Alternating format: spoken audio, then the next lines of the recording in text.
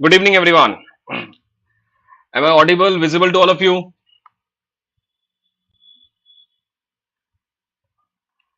Am I audible and visible? Let me know quickly. Actually, I was facing some technical issue, and my technical friend was helping me out to get out of it, get rid of that. So finally, I took some around like 2.5 or 3 minutes delayed. Yes, all fine. Thank you so much. Thank you, everyone.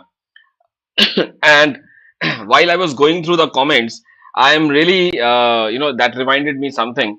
I have promised some everyone for a gift, right? And I'm really sorry for this. I'm really very sorry for this कि ये इस session में मैं include नहीं कर पाया. Although 90% work is done, 10% remaining मुझे time बिल्कुल नहीं मिला आज. So whenever I'm coming next, whenever the next session will be there, this is certainly एक ऐसा गिफ्ट है जो कि आप थोड़ा देर से आ जाए, लेकिन ये आप इसका विश्वास कर रहे थे, इसका चाहते थे, राइट? सो एक deal, right? Let me give you one deal. So ये गिफ्ट के साथ वन प्लस एक और गिफ्ट मिलेगा आपको. सो ये मेरा पनिशमेंट है that I have to compensate, since आप लोगों ने बहुत वेट किया. कल मैंने बोला था 90% of the work is done, 10% बाकी है. I have to test it. एक बार मुझे टेस्ट करना पड़ेगा, बाकी तो इट्स ऑल फाइन. ताकि मैं आपके पास जब दिखाऊं तो उसका कुछ भी आपके पास ऐसा ना हो कि सर ये गलत है या वो गलत है. जल्दबाजी में मैं करना नहीं चाहता उसको. 90% work is done, I have to test it, and उसके बाद मैं आपको एक के साथ एक गिफ्ट और दूंगा. So really sorry for this, and if I deeply regret, please, inconvenience is deeply regretted. जी. एनटीए पहले ही एग्जाम पोस्टपोन करके सरप्राइज कर दिया है जी. एग्जाम पोस्टपोन हो गए. Yes, I was about to crack this, but I think in the आज इसके बारे में आप सभी से मैं क्या बात करूं. I like I was still waiting कि इसके बारे में if we get some recent information, official information. अभी तक वेबसाइट में अगर आप जाएंगे तो there is nothing such that, right? So अभी भी इफ आई से दिस कि यूजीसी नेट एग्जाम पोस्टपोन और नॉट, सो ये सिर्फ 2 घंटे पहले डीएनए और न्यूज में आया है, बट आई कैन नॉट से कि ऑफिशियल वेबसाइट में नहीं है. There it is there on the news.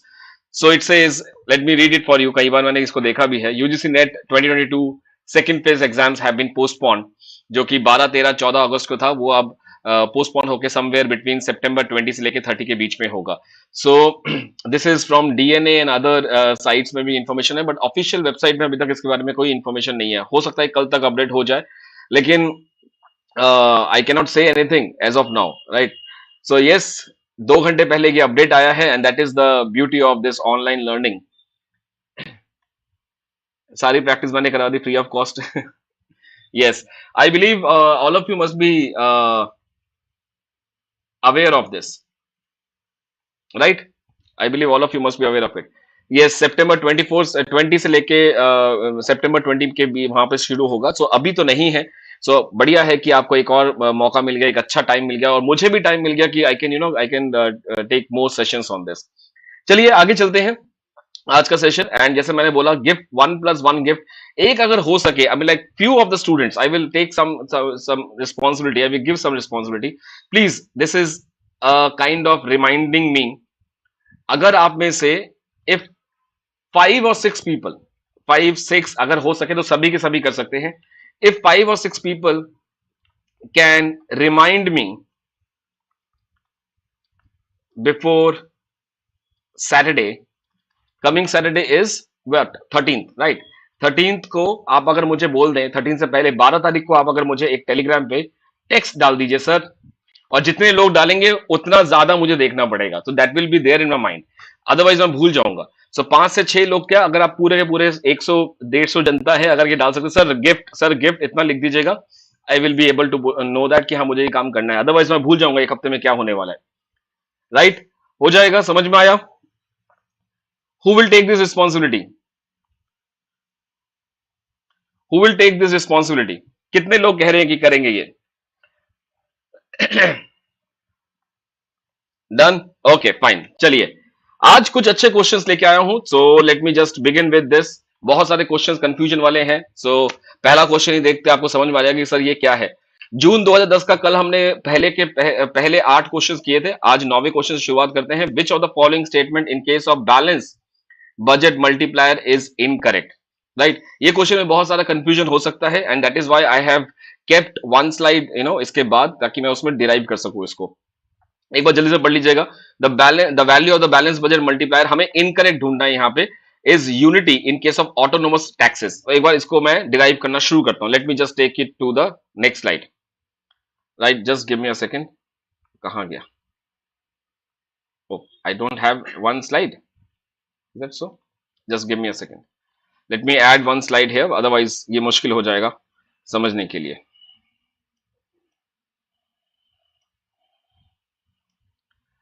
Okay, सो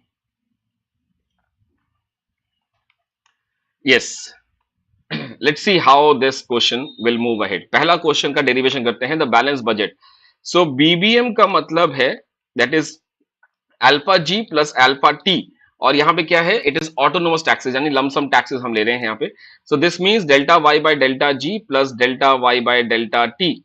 और यहां पे इसका मतलब क्या है, what is in absence of, तो यहाँ पे टी जो है वो जीरो है, राइट। स्मॉल टी जीरो है, सभी को पता होना चाहिए that taxes is basically T bar plus small T Y. ये वाला पॉइंट एक है। तो यहाँ पे टी इज जीरो बिकॉज यहाँ पे इन्होंने बोला है in case of autonomous taxes, तो here t proportional tax is zero. अब ये होता है हमारा one plus one minus c plus minus सी अपॉन वन माइनस सी। तो इसको हमने किया तो ये आ गया दैट इज वन। तो ये करेक्ट है, हमें इनकरेक्ट ढूंढना है। The value of the balance budget multiplier is less than unity in case of proportional tax. अब जब प्रोपोर्शनल टैक्स होगा तो ये बनेगा delta Y by delta G plus delta Y by delta T in case of proportional taxes. तो ये बन जाएगा क्या, ये बनेगा one upon one minus C one minus T, right. और ये होगा माइनस सी upon one minus C one minus T. अब अगर हम इसको what do say, this is Y here, right. तो अगर हम इसको करेंगे, so we will get one minus C Y, right. तो ये हो गया आपका लेस देन वन, बिकॉज यहां पे this will be, it is less than one. अब यहां पे चाहे तो you can take some numbers, t is equal to 0.2, c is equal to 0.9, maximum number लेके चलिए, देखेंगे कि this is less than one because the numerator is छोटा and denominator is more. C point में देखते हैं, the value of the, this is also correct, it is less than unity. The value of the balanced budget multiplier is always unity no matter whether the taxes are autonomous or proportional. ये भी गलत है because always नहीं है, because B कह रहा है कि it is less than unity, और यहां पे क्या है, it is equal to unity. कहानी का पूरा मतलब ये हुआ कि BBM will be equal to one जब हमारे पास टी स्मॉल टी जीरो है, और what you say, the lump sum taxes are positive. ये वाला पॉजिटिव है, right. BBM balance budget multiplier will be less than one जब t is greater than zero and lump sum taxes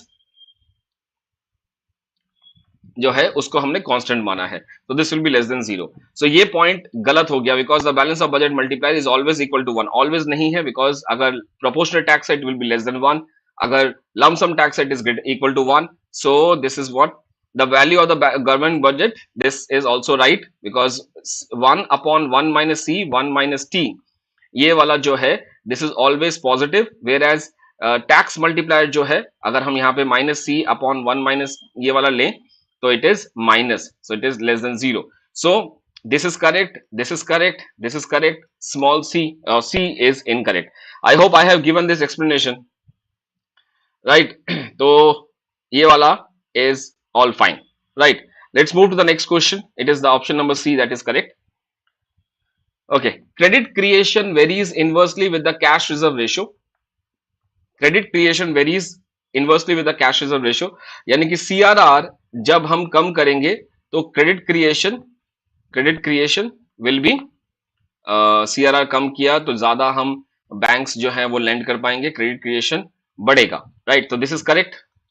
credit creation varies positively नहीं, CRR अगर हम कम करेंगे तो उसकी वजह से कम करेंगे तो ज्यादा पैसा दे पाएंगे बैंक, बैंक ज्यादा पैसा देगा तो लिक्विडिटी ज्यादा बढ़ेगा, so this is incorrect, right. ये कम होगा तो वो बढ़ेगा। Bond prices and interest rate are inverse related, yes definitely bond prices जब इंटरेस्ट रेट जब घटेंगे तो बॉन्ड प्राइसेस बढ़ेंगे, this also fine. So 1 and 3 is correct, दो का ही ऑप्शन चल रहा है यहाँ पे, bond price and interest rate ये गलत है, so 1 and 3 that is correct, right. I think this is quite simple, ये क्वेश्चन बहुत स्ट्रेट फॉरवर्ड था। Next, given that C is equal to currency, DD is equal to demand deposit, TD is equal to time deposit, R is the cash balance. High powered money, high powered money का मतलब है C plus excess reserve plus other reserves, right? ये सारा का सारा है।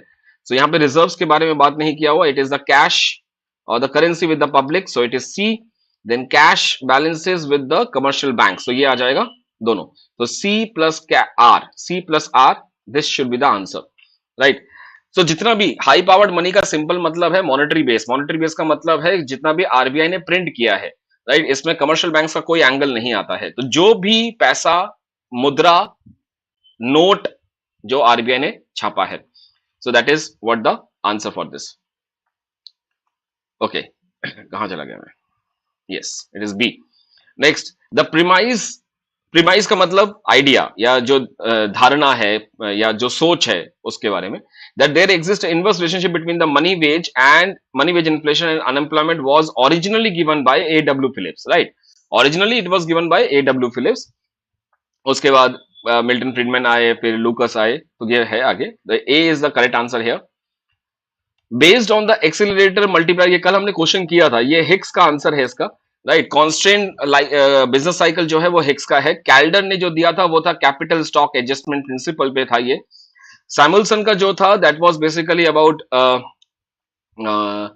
Accelerator, MPC, super multiplier, accelerator, capital output ratio, इन सब का मिला के सैमुअलसन ने किया था। बॉमोल का I think there is no such trade cycle जहां पे बॉमोल ने बात किया, बॉमोल ने जो बात किया वो मनी डिमांड पे बात किया है। So the right answer will B A here, that will be the correct answer. आज मेरा स्लाइड पीपीटी थोड़ा सा हैवी है, तो इसलिए थोड़ा सा टाइम लग रहा है इसको इधर से उधर जाने, बहुत सारी स्लाइड्स भरी हुई हैं। ओके, अनदर इंपॉर्टेंट थिंग, और क्वेश्चन को ध्यान से करेंगे। एक काम कीजिए, all of you B with me और इसको लिखना शुरू कीजिए। तो हम यहाँ पे क्या देख रहे हैं, which of the following is incorrect, क्योंकि ऐसे क्वेश्चंस में ही ज्यादातर स्टूडेंट्स का डाउट होगा, राइट। मॉनेटरी पॉलिसी, अब इसका छोटा सा लिखेंगे हम, and I will take you to the next slide, ठीक है। सो मॉनेटरी पॉलिसी पहला वाला कह रहा है कि इट इज इनइफेक्टिव, राइट। जैसा मैं लिख रहा हूं इसको लिख लीजिए, monetary policy is ineffective when the interest elasticity, यानी कि जब आईएस कर्व स्टीप है। और ये क्या लिख रहा है यहाँ पे, when the interest elasticity of investment is low, यानी कि यहां पे हम बात कर सकते हैं बी इज लो। बी का मतलब क्या है, बी का मतलब है I is equal to I bar minus B I, that is in interest elasticity of investment. ये वाला बी इज लो, ये इन्होंने लिखा है, और बी जो है ये इन्वेस्टमेंट कर्व का स्लोप है, तो यहां पे इसलिए आईएस कर्व स्टीप इन्होंने बोल दिया। इसको लिख लीजिए, right, please right it down. Monetary policy is relatively ineffective, again दोबारा इन्होंने बोला है कि मॉनेटरी पॉलिसी जो है वो इनइफेक्टिव है जब interest elasticity of demand for money is high.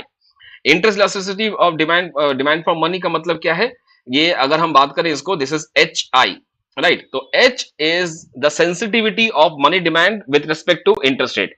तो ये नोटेशंस है, जनरल नोटेशंस है, आप कोई भी स्टैंडर्ड बुक देखेंगे उसमें यही मिलेगा इसको। एक एच होता है, एक के होता है, के जो है वो वाई के साथ रिलेटेड है, यानी कि इनकम के साथ रिलेटेड है। Fiscal policy is relatively ineffective when the interest elasticity of demand for money is low. Interest elasticity of demand for money, यानी कि यहां पे बात चल रही है H is low. H is low. Fiscal policy is relatively ineffective. ये भी याद रखना, that is LM steep. इसको थोड़ा थोड़ा लिख लीजिए, because next slide में I'm going to show you the table जहां पे आप इसका खुद सही आंसर ढूंढ सकते हैं। Fiscal policy is ineffective when, तो पहली बात है कि पूरे के पूरे ऑप्शंस में सारे सारा इनइफेक्टिव है, चाहे वो मॉनेटरी पॉलिसी इनइफेक्टिव हो, चाहे वो फिस्कल पॉलिसी इनइफेक्टिव हो, कुछ भी है तो इनइफेक्टिव है। When the interest rate elasticity of investment is low, यानी कि interest rate is low, right, B is low. अब चलते हैं हमारे नेक्स्ट स्लाइड में, अब यहां से मैच कीजिए, राइट। सो ध्यान से देखना हम लोग कहां पे थे यहां पे। सो इन्होंने कहा कि monetary policy is ineffective, right. तो ये वाला पॉइंट हम कह रहे हैं, मॉनेटरी पॉलिसी इज इनइफेक्टिव, इन दोनों केस में होगा। राइट। फिस्कल पॉलिसी इनइफेक्टिव ये वाले पॉइंट में होगा और यहां पे होगा। अब मैच कीजिए यहां पे, right. What do you think, what is the answer here, what is the answer? पहला वाला देखिए, it is relatively ineffective, ineffective when interest elasticity of investment is low. मैं इसको लिख नहीं सकता यहां पे, so it is B is low, B is लो।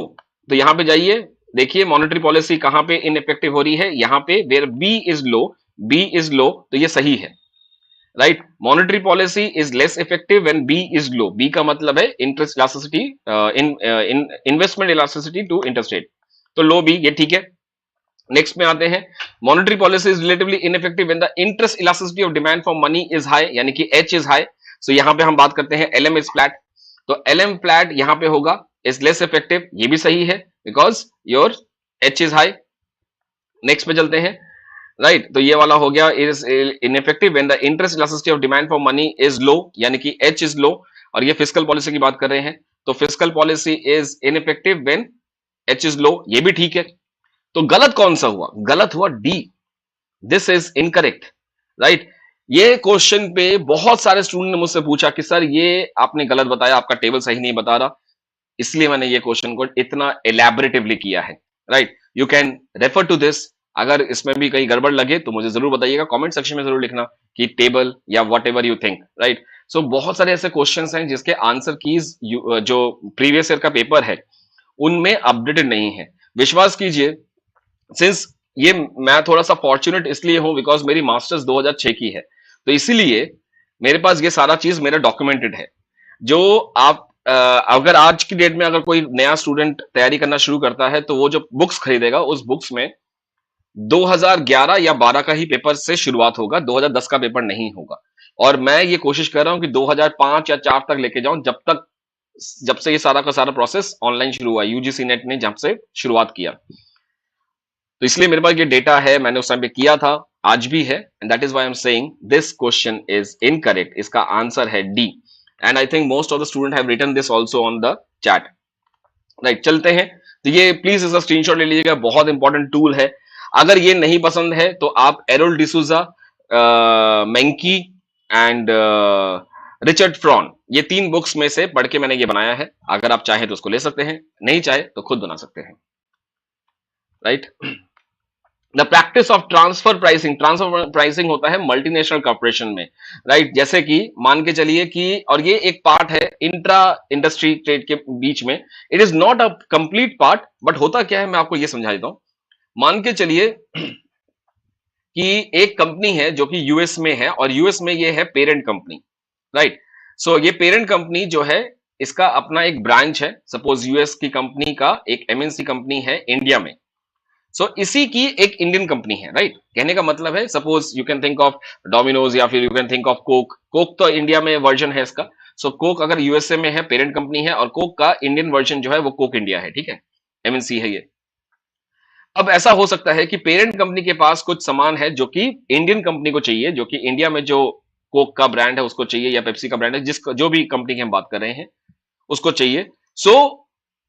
वो क्या करती है, वो अपने ही, क्योंकि अपने ही ब्रांच के पास जा रहा है इसलिए वो कम दाम में बेच देती है, right. This is one process of dumping. ये देखा गया है कि ये एक तरीका है जिससे डंपिंग किया जा रहा है, राइट। हालांकि इसके ऊपर बहुत सारा लिटरेचर है, रिसर्च किया गया है कि किस किस कंट्री में ये किया गया है, but one of the thing is dumping. और ये ट्रांसफर प्राइसिंग के नाम से ये किया जाता है कि हाँ हमारा ही सामान है, हमने उनको दिया है, but at zero profit, zero profit, क्योंकि कंपनी सेम है, राइट। तो यूएस की कंपनी को भी दिखाना पड़ेगा अपने बैलेंस शीट में, अपने पीएनएल में, कि भाई उनका कितना फायदा कितना नुकसान हुआ है, कि ये स्टॉक तो यहां बना लेकिन कंज्यूम हो रहा है इंडिया में। तो एक certain thing is called as transfer pricing. ये थोड़ा सा कॉस्ट ऑफ प्रोडक्शन से ऊपर होता है लेकिन मार्केट प्राइसेस से नीचे होता है। ये होता है मल्टीनेशनल कॉर्पोरेशन में ये काम किया जाता है, राइट। इसलिए मैंने यहां पे वर्ड यूज किया, इंट्रा ट्रेड इंडस्ट्री के बीच में भी ये चीज चलती है, right. The answer will be C. Again my slides are lagging आज, yes. Next, so warranted growth, जो नए स्टूडेंट जुड़े हैं मेरे साथ, please remember that GW warranted growth is called as steady state growth, steady growth rate. Steady growth rate मतलब इतना तो हमें चाहिए, यही हमें चाहिए, यही है स्टेडी ग्रोथ। और इसके हिसाब से हमें जाने के लिए क्या चाहिए, इसमें कहीं पे भी लेबर पॉपुलेशन हमने बात नहीं किया। Steady growth means warranted growth rate, इतना हमारा फुल कैपेसिटी का यूज है। ये full capacity, long run growth, बहुत सारे इसके नाम हैं। इसका मतलब है S, small S upon C R, right. Small S का मतलब है एपीएस और एमपीएस, क्योंकि लॉन्ग रन है तो दोनों के दोनों बराबर हैं। In the long run APS is equal to MPS, as is APC is equal to MPC. और ये क्या है, ये है capital output ratio. So warranted growth rate is equal to S upon Y upon 1 upon K, right. यहां पे और इससे बढ़िया एग्जांपल नहीं था, तो इसलिए we can go with A, right. And I am getting B again, you can see this is some problem here, क्योंकि it can not be B.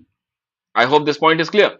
Again this is not B. आप एक बार check कर लीजिएगा कि आपके पास answer में क्या दे रखा है। The warranted growth rate of is defined as Harrod model is what? मेरे ख्याल से this should be the right answer here, it can not be B. The human development index पहली बार 1990 में UNDP, United Nation Development Program, human development index बनाया गया। इसमें कौन कौन लोग थे साथ साथ? अमर्त्य सेन, महबूब ul Haq, brain child of Mehboob ul Haq, Paul स्ट्रीटन, Griffith, right. फिर आते हैं आपके सुधीर आनंद, देन मेघना Desai, then Gustav rani's, right. तो ये सारे लोग थे जो कि इधर ह्यूमन डेवलपमेंट इंडेक्स में काम कर रहे थे, या तो उनकी रिपोर्ट में रिव्यू कर रहे थे, या फिर कैलकुलेशन कर रहे थे। So this was the thing. जितने भी नाम मैंने बताए, ये सारे के सारे लोग जो है ह्यूमन डेवलपमेंट इंडेक्स के साथ थे, यूएनडीपी।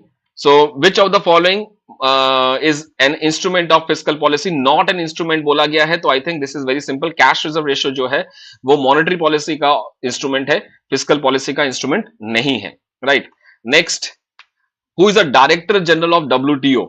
ये 2010 की बात है, तो आई थिंक लामी पास्कल वाज द उस टाइम पे, उस टाइम पे यही थे, राइट। आज की डेट में इनका नाम, एक सेकेंड, पहले मैं लिख लेता हूं फिर बोलूंगा।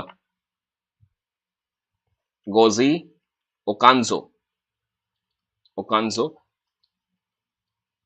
इलीवा, ऐसा कुछ नहीं, ये नाम, ये स्पेलिंग गलत हो सकती है, लेकिन गोजी ओकांजो, शी, ये शी है।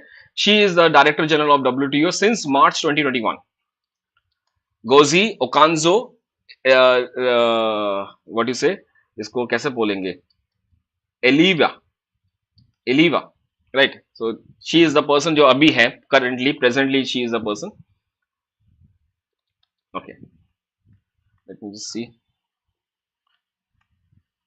Yes. The role of state under globalization is, role of state under globalization is minimum. Zero तो नहीं कह सकते, it is minimum. Equity in taxation can be best achieved by applying the principle of equiproportional sacrifice. देखिए हमें क्या चाहिए, equity in taxation चाहिए, तो प्रोपोर्शनल सेक्रीफाइस करेंगे तो ज्यादा अच्छा रहेगा। मार्जिनल में वो हाईली प्रोग्रेसिव हो जाता है, right. So it is equally proportional. Which of the following is correct measurement of fiscal deficit in India?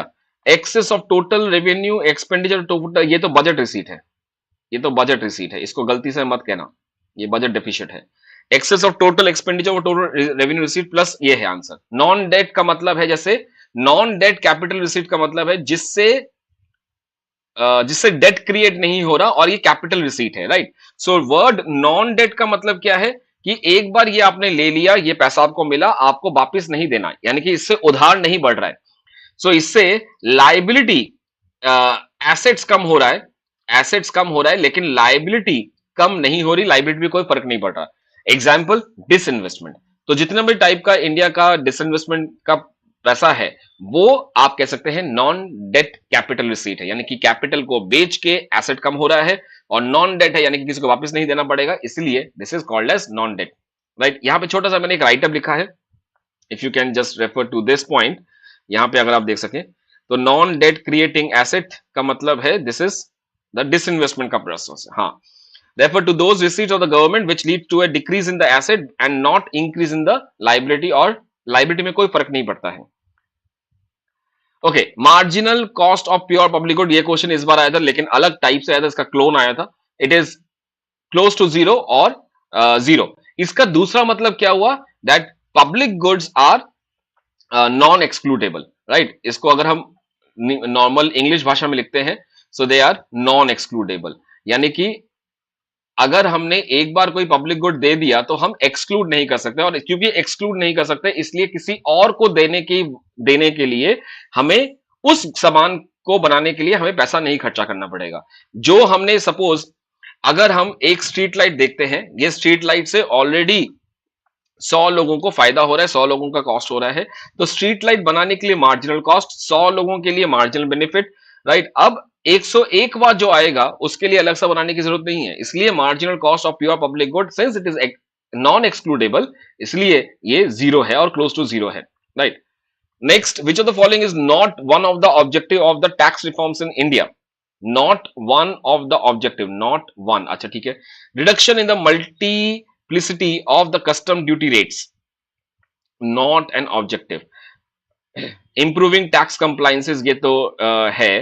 Widening the tax basis, ये भी है, राइट। ये दोनों तो है ही है, क्योंकि उस टाइम पे this was a discussion, VAT वगैरह को करना है, ठीक है, ये सही है।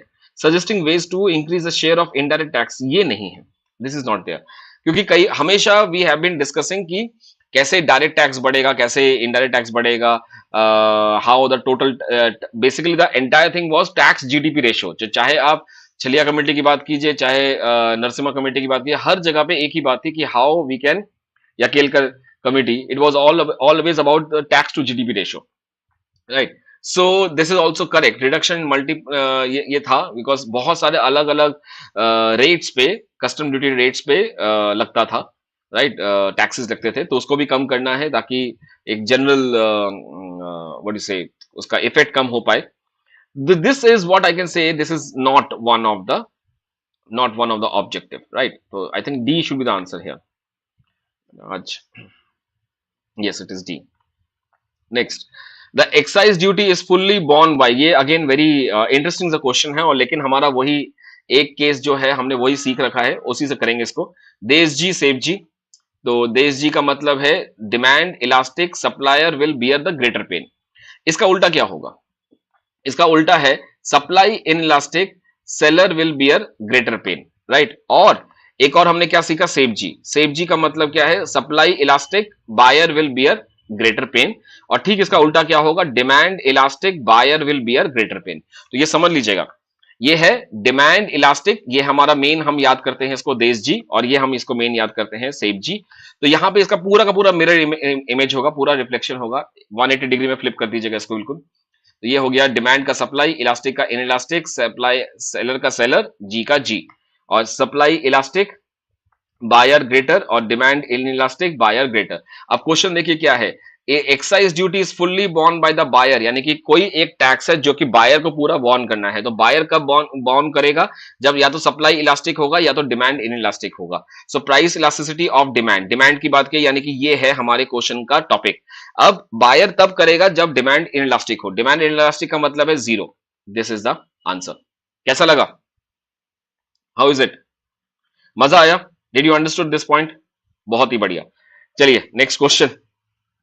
मतलब ये सब छोटी मोटी ट्रिक्स ही है जिससे मैं पेपर्स जो है इजीली कर लेता हूँ, राइट। कई बार बहुत सारी ब्लंडर मिस्टेक भी करता हूँ, ऐसा नहीं है, राइट, लेकिन मजा आता है ऐसे क्वेश्चंस करने में। Indirect taxes promote inequality in the distribution of the income, indirect taxes, और ये सही बात है, because indirect taxes like GST, right, या आप जीएसटी कह लीजिए, या फिर you can talk about value added taxes.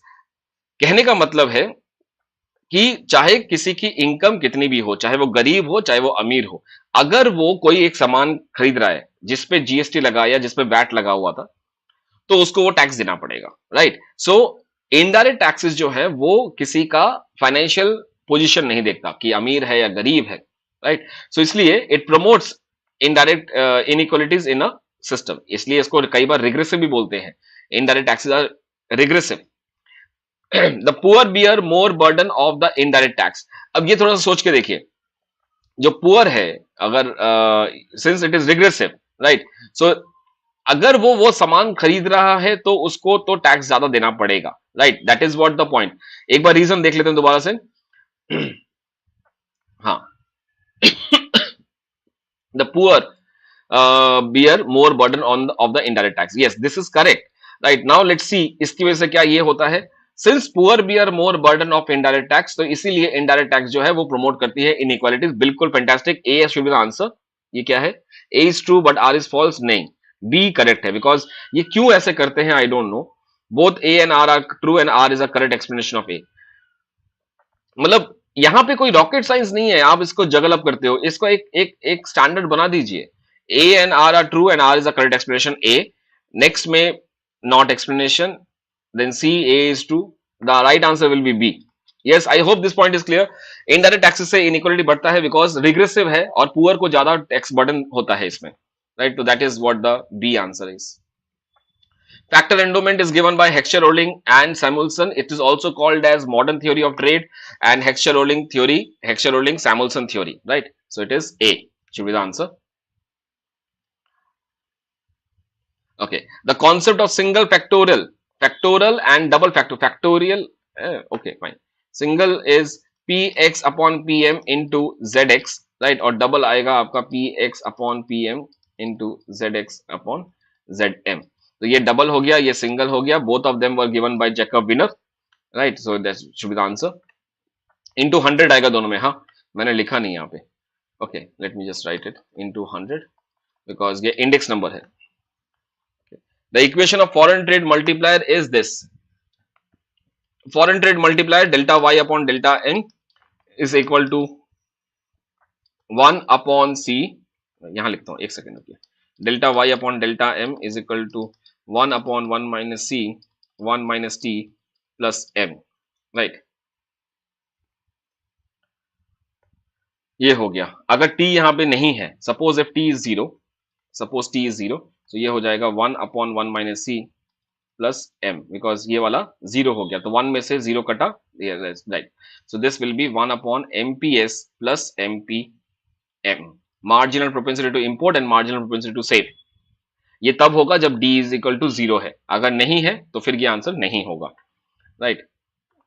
Okay, next, tax policy reform in India, it includes what, tax policy, okay, SLR तो नहीं, ट्रेड है, okay, trade policy reforms, disinvestment, trade policy में lowering custom, statutory liquidity ratio, trade policy में, how can it be, अगर if it is monetary, right, it can be trade policy reforms.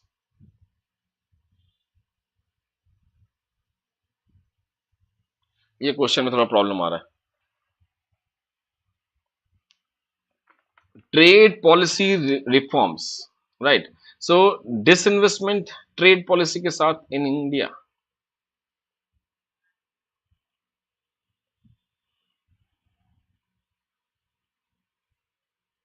एक second, question क्या है, trade policy reforms in India includes, okay, disinvestment तो नहीं हो सकता, या आई वाज राइट, मैं कहां चला गया दिमाग, इंक्रीजिंग एसएलआर नहीं हो सकता, टैक्सेस नहीं हो सकता, यही हो सकता है, trade policy related with custom duty, that is what actually I was thinking, मेरा दिमाग कहीं और चला गया, मैं सोच रहा था कि इनमें से कौन सा होगा, उसके बाद नीचे कोड होगा, मैं इतना ज्यादा काल्पनिक जगत में चला गया.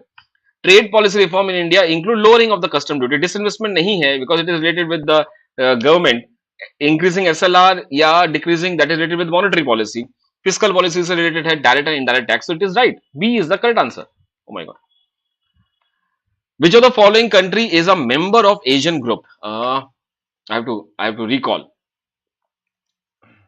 नहीं, क्या लिखा है, trade, okay, just let me, trade reduce करेंगे, हाँ तो कस्टम ड्यूटी होगा ना, it will not be anything else.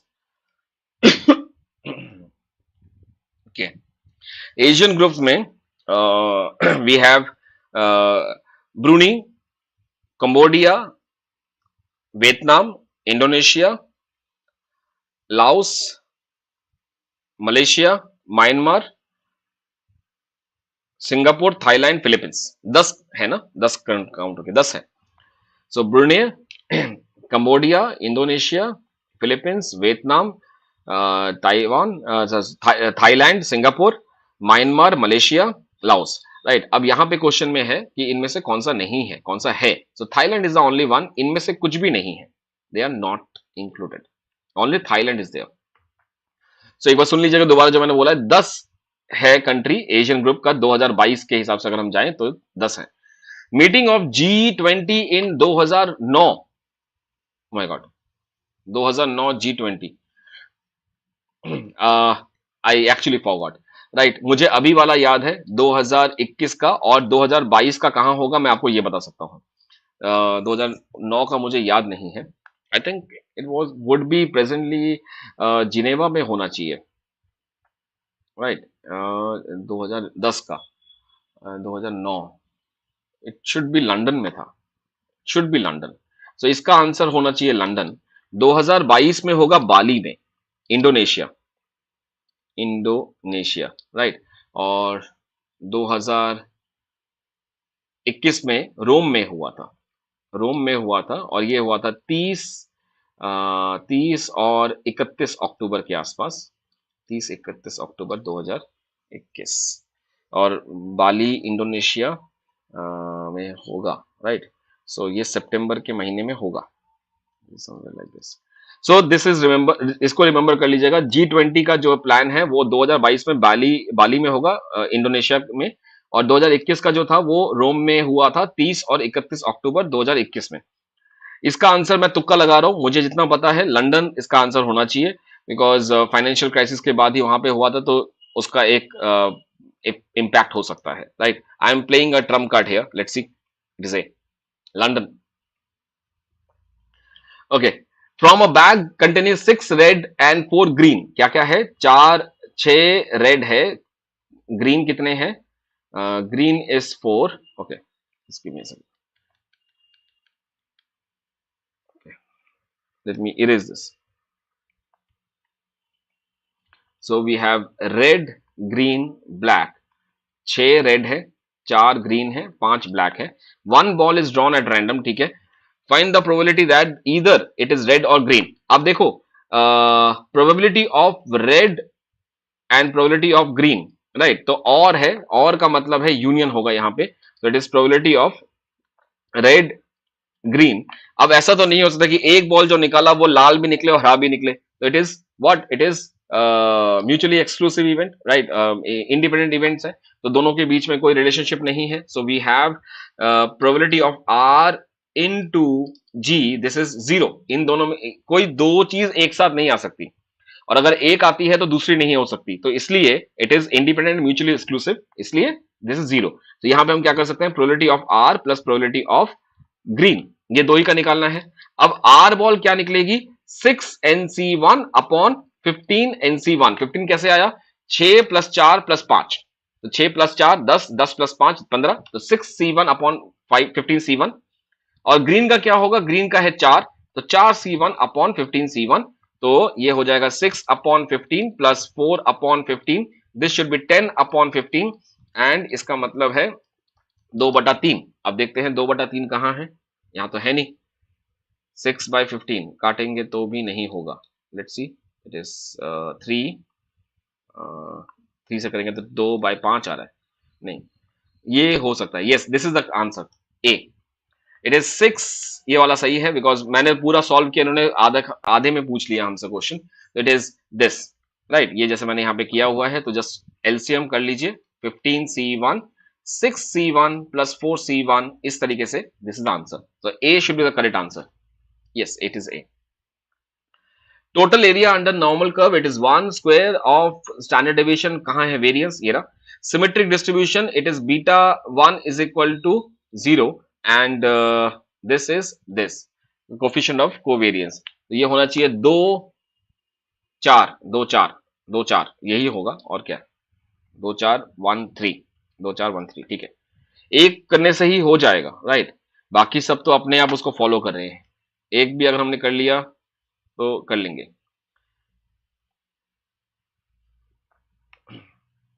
अगर ये क्वेश्चन विथ रिप्लेसमेंट होता है, जैसे मैंने अभी कमेंट में पढ़ा, अगर ये क्वेश्चन सपोज यहाँ पे एट रैंडम लिखा, एक ही बॉल है, तो चाहे आप रिप्लेसमेंट के साथ करिए या फिर विदाउट रिप्लेसमेंट करिए, कोई दिक्कत नहीं है, it is the same thing. अगर यही क्वेश्चन विदाउट विथ रिप्लेसमेंट के साथ आएगा तो भी आंसर यही रहेगा, विदाउट रिप्लेसमेंट करेंगे तो भी आंसर यही रहेगा, because it is only one ball. एक बॉल निकालने के बाद आप उसको रख रहे हैं या नहीं रख रहे हैं, अगर दो बॉल होता तो शायद यहां पे फर्क हो जाता, राइट। अगर दो बॉल होगा तो फर्क हो जाएगा। Okay, let's move to the next question. ये हो गया। Okay, area under standard normal curve it is between ये, तो it is 99.73, this should be the correct answer, right. 68 अलग है। If the coefficient of determination r square is given as 0.12, one of the regression coefficient is 0.3, what is the value of the other regression coefficient? अच्छा ठीक है, so r square is equal to bxy byx, ये है formula. आप normally हम लोग इसको ऐसे लिखते हैं bxy byx, राइट। तो यहाँ पे आर स्क्वायर ऑलरेडी दे रखा है, दिस इज 0.2, यहाँ पे है 0.3 into B Y X, so ये आ जाएगा B Y X is equal to 0, ये 0 यहां से काटा, it is coming out to be 4, 0.4, तो this should be the correct answer 4, right. 36 कैसे 36, 0.36 कैसे Anuradha?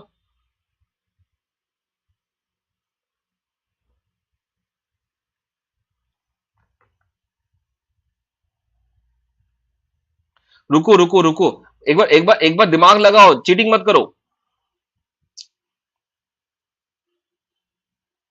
How it is B, मतलब एक ने गलत लिखा, सभी लिख रहे हैं गलत। इसको हम कहते हैं animal spirit. Did you understand how it is B? 37 का बी कैसे हो सकता है? Anyway, is this point clear? इसलिए कहते हैं ना कि दिखावे पे मत जाओ, अपनी अकल लगाओ, वही चीज मैंने यहां बोला। ये मैंने किसी ब्रांड का नाम नहीं बोला, हाँ प्लीज। तो दिस इज अबाउट, ये यहां पे दे रखा है कोफिशिएंट ऑफ डिटर्मिनेशन दे रखा है, डिटर्मिनेशन का मतलब आर स्क्वायर, आर स्क्वायर की वैल्यू दे रखी है ऑलरेडी, राइट। कोफिशिएंट नहीं है, और रिग्रेशन कोफिशिएंट एक दे रखा है, दूसरे की निकालनी है, तो I think this is something that I have done it right. यहाँ पे 306 तो आ ही नहीं सकता। Let's see the answer here, it is A, all fine, all fine, ये समझ में आ गया? अभी भी मैं पूछ रहा हूं, अगर किसी को कोई डाउट है तो पूछ लो। बैंड वेगन इफेक्ट, हाँ यही चलता है, हाँ ओके, चलिए कोई बात नहीं। नेक्स्ट, ये क्वेश्चन फेवरेट क्वेश्चन है, इसके ऊपर तो मतलब हर हफ्ते एक क्वेश्चन आ ही जाता है मेरे पास कि सर ये वाला बता दो, राइट। इस क्वेश्चन में सबसे बड़ा प्रॉब्लम जो है वो फॉर्मूले का पता नहीं होना, ये इसका मेजर प्रॉब्लम है, राइट। सो इसका फॉर्मूला मैं आपको बता देता हूं, इट इज स्टैंडर्ड एरर जो है, आपको स्टैंडर्ड एरर निकालना है, this is with relation with sigma X 1 minus R square, ये है इसका फॉर्मूला। अब स्टैंडर्ड एरर आपको चाहिए, राइट, और ये क्या है, सिग्मा एक्स, ये है 2 स्क्वायर रूट ऑफ 1 माइनस ये आर स्क्वायर, तो इसका 0.8 का स्क्वायर करेंगे, so this is coming out to be 2, ये आएगा 0.64, ये आएगा 2 0.36, इसका स्क्वायर रूट करेंगे तो ये आएगा 2 इंटू 0.6, ये आएगा 1.2, this should be the correct answer. Please इसको, इस फॉर्मूले को याद रख लीजिएगा। इस क्वेश्चन में फॉर्मूले के अलावा और कोई दिक्कत नहीं है, अगर फॉर्मूला याद है तो ये क्वेश्चन आराम से हो जाएगा, right, for a large sample. Yes, the mean and variance of a standard normal variate, mean is 0 and variance is 1, तो ये सिंपल सा क्वेश्चन है, राइट। ओके, कहां क्वेश्चन कहां गया? Yes, it is 0 and 1, okay. The algebraic sum of deviation for given set of observation from the arithmetic mean is the minimum, right, minimum word है, तो यहाँ पे algebraic sum of square, अच्छा square नहीं है, okay. ये पता क्या है इसका मतलब है, नॉर्मली 10th क्लास में 11th क्लास में हमने ये किया है, कुछ ऐसे करते थे हम लोग, एक्स लिखा यहाँ पे, कुछ भी आया यहाँ पे, सपोज कुछ भी यहाँ पे डेटा डाल रखा है, ठीक है, और जब हम इसको लिखते थे एक्स माइनस एक्स बार करते थे, तो क्या आता था यहाँ पे, ऐसा करते थे इसको, राइट, याद आया ये चीज, फिर इसको स्क्वायर करते थे, तो ये जो है ना सबसे अच्छा लगता था, यहाँ पे 0 आता था, राइट। तो ये पॉइंट ये पूछ रहे हैं, the algebraic sum of deviation of a given set of observation from the arithmetic mean, यानी कि summation of x minus X bar is equal to 0। ये है पॉइंट जो मैं सोचा था, वो स्क्वायर का है, that is the least square method, that is the sum of the square of the deviation taken from the mean is minimum. अगर स्क्वायर करेंगे तो this will be the minimum least square, right, और अगर square नहीं लिखते हैं तो it is 0। So answer will be D here. Next, unbalanced regional growth in India is due to unequal budgetary support of central government to the different states, special distribution of the industry। ये इसका मतलब है कि अलग अलग जगह पे location, geographic location जो है, inadequate development infrastructure in some states। I think this all of the above will be the right answer, because यहाँ पे अगर आपने ए को बोला तो भी फंसेंगे, और अगर बी सी को लिखेंगे तो B and C both of them are equally admissible. तो I think D should be the correct answer here. मैं यहाँ पे सेफ खेल गया। In HDI which one of the following is not taken into indicator, ये बहुत गलती करते हैं स्टूडेंट्स नॉर्मली। अगर इन्फेंट मोर्टेलिटी रेट दे रखा है तो लाइव एचडीआई में कभी भी इन्फेंट मोर्टेलिटी नहीं लेते हैं, it is the life expectancy. PQLI में लेते हैं बिकॉज वहां पे लाइफ एक्सपेक्टेंसी एट एज 1 होता है। एचडीआई में दिस इज एट बर्थ, जन्म में ही उसका कितना साल बच्चा जिएगा वो बता देते हैं। तो this is not there, per capita food consumption नहीं लेते हैं, so it is not an indicator, right. Okay, let's move to the next part. The union budget is presented under which article, article number 111 112, I think एक second, it is 112 है, 112 के हिसाब से union budget is presented. ये same रहता है article of the, let's me see the answer, it is 1 हाँ it is 112। Financial sector reforms in India consist of, financial sector में ये नहीं होगा, lowering the CRR, equity in the private firms in insurance, financial sector है ना, तो this can be financial sector, deregulation of interest rate. एक second, it is the financial sector reform. क्या monetary भी इंक्लूड कर लिया इसमें? अगर मॉनिटरी इंक्लूड करेंगे तो ये आ सकता है, entry of private firm in the insurance sector. देखिए सबसे इंपॉर्टेंट पॉइंट है फाइनेंशियल सेक्टर की, अगर हम बात करें तो it is the deregulation of the rate of interest. But यहां पे अगर हम रेट ऑफ इंटरेस्ट लेते हैं तो this is coming into as monetary policy. So monetary policy का मतलब है यहाँ पे फाइनेंशियल सेक्टर को इन्होंने मॉनेटरी पॉलिसी के साथ किया है, तो अगर इंटरेस्ट रेट आता है तो सीआरआर एसएलआर क्यों नहीं आ सकता? So both of them, and since A and C both of them correct, तो बी भी हो सकता है। So in this case D should be the correct answer. देखिए फाइनेंशियल सेक्टर नॉर्मली हम लोग बात करते हैं कैपिटल मार्केट के लिए, जबकि सेबी के द्वारा मैनेज किया जाता है, राइट। तो यहाँ पे जब सीआरआर एसएलआर सीआरआर एसएलआर जो है वो मॉनेटरी पॉलिसी में आ सकता है, तो थोड़ा सा मुझे लगा कि इसका क्वेश्चन का आंसर जो है वो entry of the private firms into insurance sector, this should be the best answer for this, but regulation के साथ तो नहीं हो सकता। I think again there is some problem with the question, right?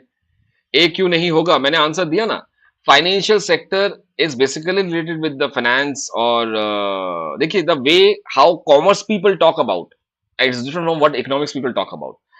Economics में we don't have such kind of financial sector reforms, we don't have financial sector. Financial sector हमारे लिए capital market में आता है, और मनी मार्केट का मतलब है मॉनेटरी पॉलिसी। सो अगर हम इसको डायरेक्टली अगर रेगुलेशन ऑफ इंटरेस्ट के साथ जोड़ते हैं या फिर सीआरआर के साथ जोड़ते हैं तो this are basically concerned with the monetary policy sector, right.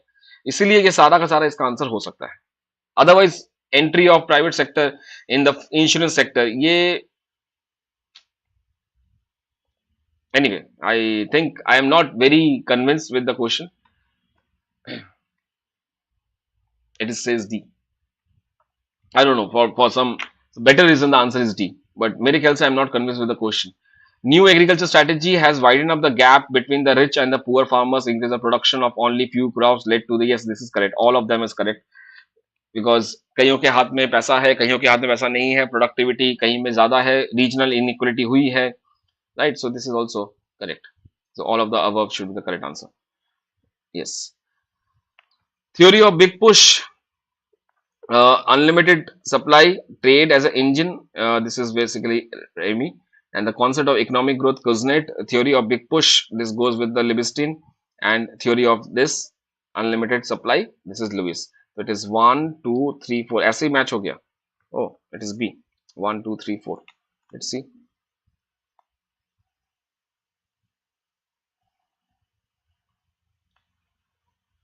what this is very system is getting hanged. Another another typical question जिसके ऊपर बहुत सारे इसके अवधारणाएं हैं इसकी, राइट? तो many people think in different manners. ये क्वेश्चन वो क्वेश्चन है जिसके ऊपर बहुत सारे students they keep on saying कि सर इसका आंसर ये होना चाहिए, इसका आंसर वो होना चाहिए। बट टेक्निकली स्पीकिंग ये क्वेश्चन जो है क्लास 10th के बोर्ड में आया था। जी हाँ, क्लास 12th के बोर्ड में आया था। इकोनॉमिक्स क्लास 12th के बोर्ड में ये क्वेश्चन पूछा गया था, एमसीक्यू बेस में ये क्वेश्चन वहां पे पूछा गया था, राइट? अब देखते हैं यहाँ पे क्या है। If accommodating capital is zero, ये क्वेश्चन 3 से 4 बार पूछा गया है पुराने पेपर में, और तीनों बार में इसके कुछ मुझे सही से याद नहीं, लेकिन ये अगर मैं स्टार्टिंग कर रहा हूं तो यहां से इसका आंसर मैं आपको बता देता हूं कि ये accommodating capital is zero in the balance of payment of a country, there will be equilibrium in the balance of payment, disequilibrium in the balance of payment, deficient in the balance of payment, surplus in the balance of payment. अब accommodating का मतलब क्या है? ये है below the item, below the line. Accommodating का मतलब है below the line, below the line. ये वो है जो कि किए जाते हैं, ये अपने आप नहीं होते, ये किए जाते हैं। These are done so that जो अबव द लाइन है, अबव द लाइन मतलब एक्सपोर्ट इंपोर्ट, जो कि प्रॉफिट मोटिव की वजह से किया जाता है, कैपिटल का आना जाना, एफडीआई, पोर्टफोलियो इन्वेस्टमेंट, ये जितना भी है, तो यह सब अबव द लाइन है। अबव द लाइन में जहां पे भी कुछ डिसइक्विलिब्रियम हो गया, ज्यादा हो गया, सरप्लस हो गया या एक्सेस हो गया या फिर डेफिशिएट हो गया, उसको ठीक करने के लिए बिलो द आइटम एकोमोडेट किया जाता है, राइट? सो अगर एकोमोडेटिंग कैपिटल इज जीरो, यानी कि ये जीरो है, तो इसका मतलब क्या है? Equilibrium in the balance of payment है, तभी वो जीरो है। अदरवाइज अगर वो जीरो नहीं है, राइट, अगर वो जीरो है तो यानी कि already balance of payment is in equilibria. अगर वो जीरो नहीं है तो उसकी मूवमेंट से पता चलती है कि डेफिशिएट था या सरप्लस था। मान के चलिए अगर अबव द आइटम में, अबव द आइटम्स में if we have deficit, suppose if we have deficit, deficit का मतलब क्या हुआ कि हमारे देश में डॉलर इनफ्लो कम है एंड डॉलर आउटफ्लो ज्यादा है, राइट? अब इस केस में क्या होगा? देश में इनफ्लो कम है, आउटफ्लो ज्यादा है डॉलर का। अब पॉइंट ये है कि डॉलर कहीं ना कहीं से तो हम लेके आएंगे, और वो कहां से आएगा? वो आएगा आरबीआई के पास से, because RBI is the official custodian of foreign exchange. यानी कि आरबीआई अपने रिजर्व से कम करेगा, अपने रिजर्व्स को वो डाउन करेगा। तो यहां पे क्या हुआ? क्योंकि ऊपर डिसइक्विलिब्रिया है, इसीलिए कैपिटल, एकोमोडेटिंग कैपिटल यानी कि जो रिजर्व्स हैं, ओआरटी, ऑफिशियल रिजर्व ट्रांजैक्शंस को कम करना पड़ा, एंड दैट इंडिकेट्स कि ऊपर डेफिशिएट था। सिमिलरली अगर मान के चलिए उल्टा केस होता कि यहां पे डॉलर इनफ्लो ज्यादा हो जाता है, डॉलर आउटफ्लो कम हो जाता है, तो इस जगह पे क्या होगा? हमारे देश में ऑफिशियल रिजर्व ट्रांजैक्शन बढ़ जाएंगे, और जैसे ही बढ़ेंगे तो आरबीआई का ऑफिशियल रिजर्व ट्रांजैक्शन बढ़ेगा। यानी कि वो चुप नहीं बैठ रहा, या तो वो बढ़ेगा या तो वो कम होगा। कहने का मतलब यहां पे accommodating capital is zero, it means there is no movement in the capital to make any changes in the deficit or surplus.